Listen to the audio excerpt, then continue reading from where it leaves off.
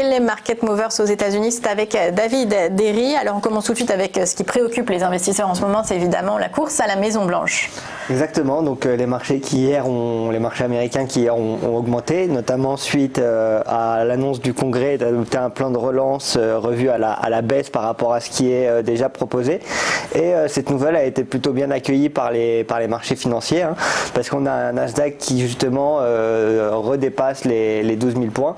On a un S&P qui, quant à lui, est au-dessus des 3500 points. Donc on attend maintenant comment ce plan de relance va être mis en œuvre par le gouvernement américain. Et puis on attend surtout le plan de relance de plus grande ampleur, surtout après les élections américaines, donc à partir du 3 novembre, une fois qu'on saura plus sur qui est notamment le président, est-ce qu'il est républicain ou démocrate.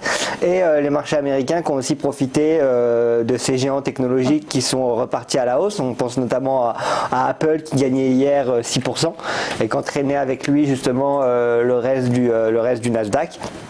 Apple, assez intéressant à suivre cette semaine parce qu'on va avoir une conférence notamment aujourd'hui avec Apple qui est censé sortir et qui est censé donner plus d'informations sur ses iPhones, sur l'iPhone 12 si je dis pas de bêtises sur le numéro qui compatible sera notamment 5G, ouais. Exactement compatible 5G, donc c'est pas mal attendu par les investisseurs.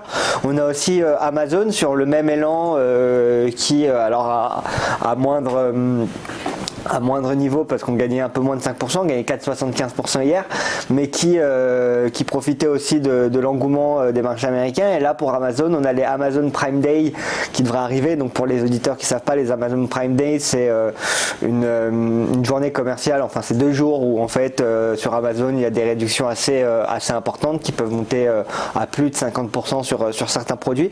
Et en général, on a un volume de vente qui augmente assez fortement pendant cette période. Et donc ça pourrait profiter au cours de l'action Amazon qui revient presque sur ses plus hauts, qui revient aux alentours de 3500 $.